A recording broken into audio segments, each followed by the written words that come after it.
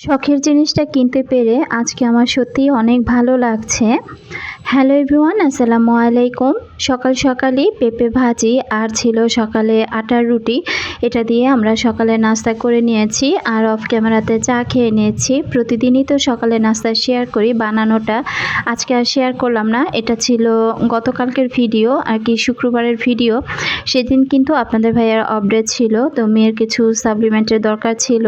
মেয়ে বারবার বলতেছিল যে মা আমাকে এগুলো এনে দাও। তো পরিচিত এক ভাবির কাছে আগেই চেয়ে রেখেছিলাম, তো আজকে একদম নাস্তা করে সেগুলো আর কি আগে গিয়ে নিয়ে আসলাম। তো মেয়ে যেতে যেতে রিকশায় বসেই আর কি উল্টিয়ে পাল্টিয়ে এগুলো একটু দেখছিল। আজকে কিন্তু বাসায় মোটামুটি হালকা পাতলা কিছু কাজ সেরে নেব। তো এর মধ্যে আমি বাসায় এসে বিছানাটা গুছিয়ে নিয়েছি। আর সকাল সকাল যাবার কারণ হলো, দেখা যায় যেহেতু অফ ডে আর আমি বিকালবেলা বের হব, যার কারণে নাস্তাটা করে আগে মেয়ের প্রয়োজনীয় জিনিসগুলো এনে দিলাম। এরপর আমি এই তো এখন সোফাগুলো গুছিয়ে নিচ্ছি। আর ওই পাশের রুমটাও কিন্তু মোটামুটি আমি গুছিয়ে ফেলেছি, বিছানাটাও গুছিয়ে নিয়েছি। আর এখন এই যে সোফাগুলো খুব ভালো করে ঝেড়ে এরপর কিন্তু সোফাগুলো আমি ওই কাপড়টা দিয়ে একটু ঝেড়ে নিব। আর কি হালকা যে ধুলোগুলো আছে ওগুলো ঝেড়ে নেব। কেমন আছেন আমার সকল প্রিয় আপু ভাইয়ারা? আশা করছি কাছে দূরে, দেশ এবং দেশের বাইরে যে যে প্রান্ত থেকে আজকে আমার নতুন আরেকটি ব্লগ ভিডিও দেখছেন না কেন, আল্লাহর অশেষ রহমতে সবাই বেশ ভালো আছেন। আমি বিথি, আলহামদুলিল্লাহ আমিও খুব ভালো আছি পরিবার পরিজন নিয়ে। টেবিলটা যখন মুছতে আসলাম দেখলাম যে এই যে গাছটা রেখেছি এটাতে অনেক ধুলোবালি পড়েছে। আর পানিটাও চেঞ্জ করে দিলাম, কারণ যে গাছগুলো পানিতে রাখা হয় কিছুদিন পর পরই কিন্তু পানিটা চেঞ্জ করতে হয়। তবে আমি দেখেছি পানির চাইতে মাটিতে গাছগুলো গ্রোথ বেশ ভালো হয়। তো যাই হোক, একটা দুইটা পাতা এরভাবে হলুদ হয়ে যায় আর আমি ফেলে দেই। টেবিলটা যখন ক্লিন করছিলাম সত্যি অনেকটা খারাপ লাগা কাজ করছিল। আপুরা বলতে পারেন টেবিল পরিষ্কারের সময় আবার খারাপ লাগা কাজ করবে কেন? আসলে আজকে আমি এই টেবিলটা আজকের পর থেকে হয়তোবা আমার ভিডিওতে আর কখনো আপনারা দেখতে পাবেন না। তবে আমি কিন্তু অনেক দিন যাবৎ বারবার বলছিলাম যে আমি একটা টেবিল নিব। তবে ওয়াশিং মেশিনটাই আমার সাব কিন্তু আগে আমাকে কিনে দেয়। তো তখন আমি বারবার বলছিলাম যে আগে আমাকে একটা ডাইনিং টেবিল কিনে দাও, তারপর না হয় একটা ওয়াশিং মেশিন কিনে দিও। কিন্তু সে আর কি, আমার যেহেতু প্রচুর কাপড় কাচতে হয়, আমার যেহেতু কোনো হেল্পিং হ্যান্ড নেই, তো এত কাপড় কাচি, তখন আমার প্রিয় ভিউয়ার্স আপুরাই কিন্তু বারবার বলেছিলেন যে আপু তুমি একটা ওয়াশিং মেশিন কিনে নাও। তো ও যেহেতু আমার ভিডিওর কমেন্টগুলো ও পড়ে থাকে, তো সেটা পড়তে পড়তেই কিন্তু বলল যে তোমাকে একটা ওয়াশিং মেশিন কিনে না দেওয়া পর্যন্ত তোমার ভিউয়ার্সরা এই কথাগুলো বন্ধ করবে না। তো যাই হোক, অবশেষে কিন্তু ওয়াশিং মেশিনটা আমাকে সে কিনে দিয়েছে। আর এটা কেনার পর আমি কিন্তু অনেকটাই আরাম পেয়েছি। তো এখন কিন্তু মোটামুটি কাপড় চোপড় ধোয়ার আর ঝামেলাটা থাকছে না। তো আমি যেহেতু ডাইনিং টেবিল চেয়েছিলাম, সে আমাকে 6 মাস অপেক্ষা করতে বলেছিল।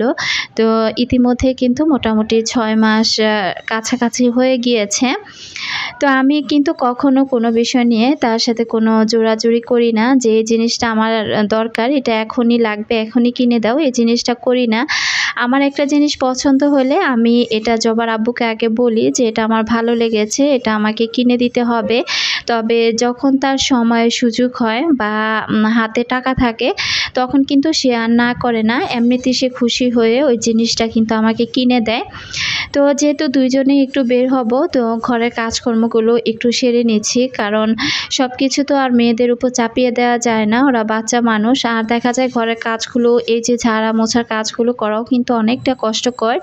তো আমি এগুলো যদি রেখে দিয়ে যাই, দেখা যায় বড়জন ছোটজনকে বলবে, আবার ছোটজন রাগ করে বসে থাকবে।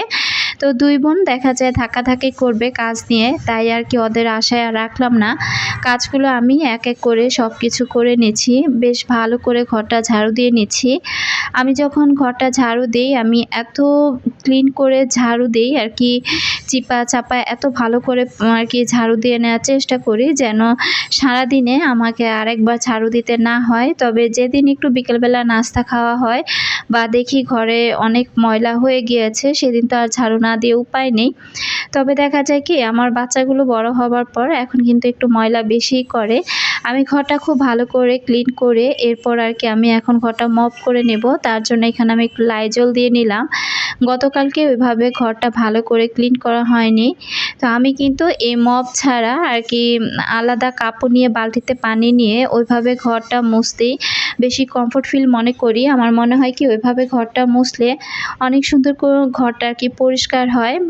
যেমন ঘরের আনাচে কানাচে পরিষ্কার করতে আমার একটু সুবিধাই হয় আর কি। তো যাই হোক, আজকে যেহেতু হাতে এত সময় নেই আর ঘর মুছতে গেলে কমপক্ষে 20 থেকে 30 মিনিট এমনিতে আমার লেগে যায়। আমি কিন্তু প্রতিদিন খাটের নিচটা পরিষ্কার করে থাকি। তো আমি মপটা দিয়ে কিন্তু রেগুলারই যখন মপ দিয়ে ঘর মুছি তখন কিন্তু প্রতিদিন আমি খাটের নিচটাও একদম ভালো করে ক্লিন করে ফেলি।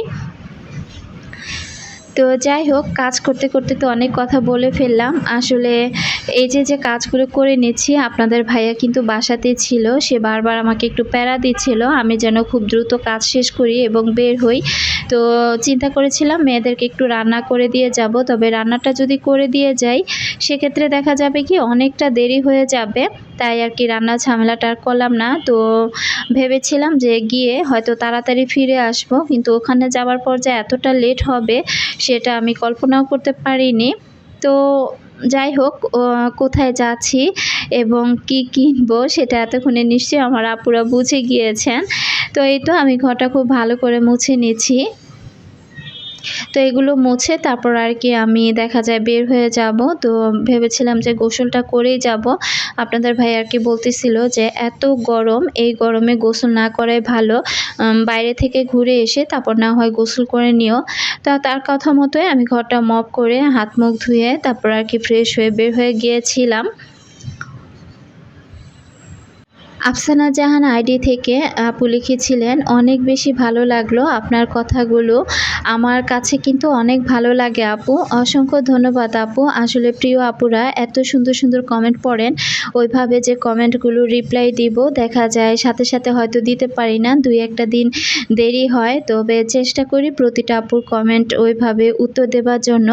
আমার আপুরা প্লিজ কেউ মন খারাপ করবেন না। আসলে সাংসারিক কাজে প্রতিদিন ভিডিও দেওয়া, এরপর সংসারের হাজারটা কাজ নিয়ে ব্যস্ত থাকার কারণে ওইভাবে দেখা যায় কি রিপ্লাইটা আমি সাথে সাথে দিতে পারি না। তো আমি জানি একটা কমেন্টের রিপ্লাই পেলে কিন্তু অনেক আপুরা অনেক মন থেকে খুশি হন এবং তারা আনন্দ সহিত সেই ভিডিওগুলো দেখেন। তো আমার যেহেতু লেট করে কমেন্টের রিপ্লাইগুলো দেওয়া হয় তার জন্য আমি আন্তরিকভাবে দুঃখিত। তো এই তো আমি কিন্তু বের হয়ে গিয়েছি, আপনাদের ভাইয়া বাইকটা বের করছে। আর এত গরম, আমি কিছুটা সময় এখানে দাঁড়িয়েছিলাম, ঘেমে একেবারে অবস্থা খারাপ হয়ে গিয়েছে। তো এই তো আমরা এর মধ্যে চলে এসেছি ঢাকা শাহজাহানপুর। এটা ছিল নান্না বিরিয়ানির ঘর। তো আসার পর কিন্তু আমরা অফ ক্যামেরাতে অনেকগুলো দোকানপাট ঘুরে নিয়েছি। এর আগে আমরা উত্তরা যেতে চেয়েছিলাম, তবে উত্তরা যাইনি। আর দেখা যায় কি কোনো কিছু কেনাকাটার ক্ষেত্রে সে আর কি এমন করে যে যেটা আমি আজকে বলবো দোকানদার যেন সেটা আমাকে 2-3 দিনের মধ্যে বানিয়ে দেয়। তবে বড় বড় ফার্নিচারগুলো কিন্তু ওইভাবে আর সম্ভব না। তো যাই হোক, এই তো তার ক্ষুধা লেগে গিয়েছে। এখানে বিরিয়ানি নেওয়া হয়েছে, ফান্টা 7 আপ, ঠান্ডা পানি, সালাদ, লেবু এগুলো দিয়ে আমরা দুপুরের খাবারটা খেয়ে নিচ্ছি। আর বাচ্চারা বাসায় ডিম ভেজে খেয়েছে। এটা যখন শুনেছিলাম আমার এত খারাপ লাগছিল।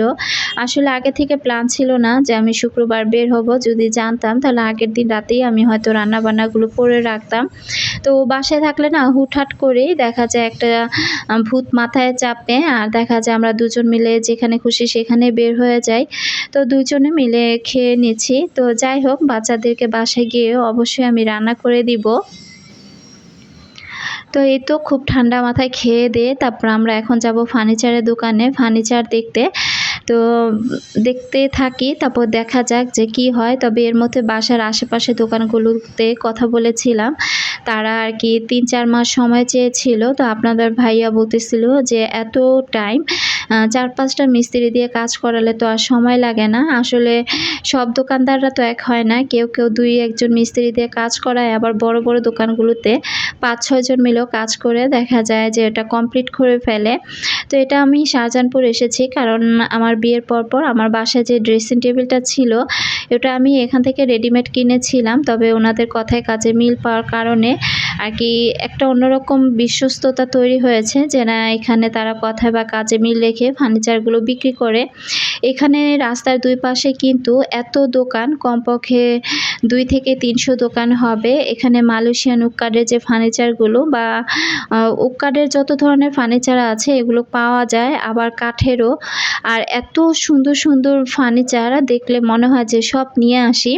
তো আপনাদের ভাইয়া কিন্তু ঘুরে ঘুরে যে টেবিলটা দেখছিল সেটাই তার পছন্দ হয়ে যাচ্ছিল। তো আমি বলেছি যে না, দেখে শুনে ঠান্ডা মাথায় কিনবো, আর যদি না কিনতে পারি দরকার হলে আমি অর্ডার দিয়ে বানিয়ে নেব। তো আমরা এই দোকান ওই দোকান করে প্রায় 4-5টা দোকান ঘুরেছি, বেশি কোনো একটা দোকান আর কি ঘুরিনি। তো এরপর এখানে আমি আর কি খাট, ওয়ার্ড্রপ এগুলোও দেখছিলাম, যেহেতু আমার একটা ওয়ার্ড্রপের দরকার আছে। তো এখন দেখা যায় একটা ওয়ার্ড্রপ তো আর নেওয়া সম্ভব না। তবে মনে হচ্ছিল কি যে যেটা দেখি সেটাই নিয়ে ফেলি, কিন্তু সেটা তো আর সম্ভব না। যে কোনো একটা জিনিস আমাকে এখান থেকে কিনতে হবে। তো আপনাদের ভাইয়া ঘুরে ফিরে বলতেছিল যে তোমার ডাইনিং টেবিলটা খুব বেশি দরকার, তুমি ডাইনিং টেবিলটাই নাও। তো তার আবার এই টেবিলটা এত পছন্দ হয়েছে, কিন্তু দুঃখের বিষয় হলো আমি আগেই চিন্তা করেছি এটা পরিষ্কার করতে করতে আমার অবস্থা খারাপ হয়ে যাবে, আর প্রতিদিন যদি আমি না মুছতে পারি আমার কাছেও ভালো লাগবে না। তো তারপর আমি বললাম যে না, আমি এই কোয়ালিটির ডাইনিং টেবিলগুলো নিব না, আমি অন্যরকম নিব। তো দেখা যায় কি ডাইনিং টেবিলটা কিন্তু আমি পছন্দ করেছি। তো বলেছি তুমি কোনো বিষয়ে তাড়াহুড়া করবে না। এর মধ্যে আমরা দেখে শুনে অলরেডি ডাইনিং টেবিল নিয়ে ফেলেছি। আর এই যে এই ভাইটাকে সে টাকা আর কি পে করেছে, তো সেটাই সে গনে নিচ্ছিল। তো যাই হোক, সে কিন্তু মহা খুশি, আমার চাইতে মনে হয় সে অনেক খুশি হয়েছে। এখানে প্রায় 5 থেকে 6 ঘন্টা আমরা কাটিয়েছি। তো তারা বলছিল যে 2-3 দিন পরে নিলে বানিশটা আর কি একটু সুন্দর হবে, তো সুন্দর থাকবে আর কি, বানিশটা ভালো করে শুকাবে। কিন্তু ওই সময়টা আর হচ্ছিল না, কারণ এরপরে আপনাদের ভাই আর ছুটি পায় কিনা সেটা নিয়েও একটা সন্দেহের বিষয়। আবার তারা যখন আমাদের বাসায় পৌঁছে দিবে তখনও আপনাদের ভাই আবার যদি বাসায় না থাকে, পুরুষ মানুষ না থাকলে কিন্তু এগুলো ধরে উঠানো বা এই কাজগুলো করা একটা মহিলার পক্ষে কিন্তু অসম্ভব হয়ে পড়ে, যার কারণে তাড়াহুড়া করে মনের মতো হয়ে গিয়েছে। তাই আর দেরি করলাম না, অবশেষে কিন্তু আমার শখের ফার্নিচারটা কিনেই ফেললাম। তো এই তো আমরা কিন্তু এখন বাসার উদ্দেশ্যে রওনা দিয়েছি। আপনার ভাইয়া বাইকে করে আগে চলে গিয়েছে, আর আমি যাচ্ছি পিকআপে করে। তবে এই হুন্ডার মধ্যে এই 5 জন মানুষ চড়া দেখে আমি একাই আমার নিজের কথা মনে করছিলাম। একটা সময় আমরা 4 জন একসাথে হুন্ডায় চড়েছিলাম, আর তখন আমাদের কিন্তু মামলা খেতে হয়েছিল। তো আমি বলতেছিলাম যে পুলিশ মামারা আশেপাশে নাই, তো ভাইটা যদি হুন্ডা নিয়ে তাড়াতাড়ি চালিয়ে যায় তাহলে হয়তো বেঁচে যাবে। আসলে ঢাকা শহরে কিন্তু এভাবে 4-5 জন করে একই হুন্ডায় চড়া কিন্তু নিষিদ্ধ। তো আপুটার একটু বসতে কষ্ট হচ্ছিল, তাই এইদিকে দেখেন 2 পা দিয়ে তারপর বাচ্চাটাকে নিয়ে এসে আবার বসলো। তো এটা দেখে একা একটু হাসছিলাম আর আমার কথাগুলো ভাবছিলাম। তো যাই হোক, দেখতে দেখতে ভিডিও শেষ প্রান্তে চলে এসেছি। আজকের মতো এখান থেকে বিদায় নিব। সবাই ভালো থাকুন, সুস্থ থাকুন। আল্লাহ হাফেজ। আসসালামু আলাইকুম।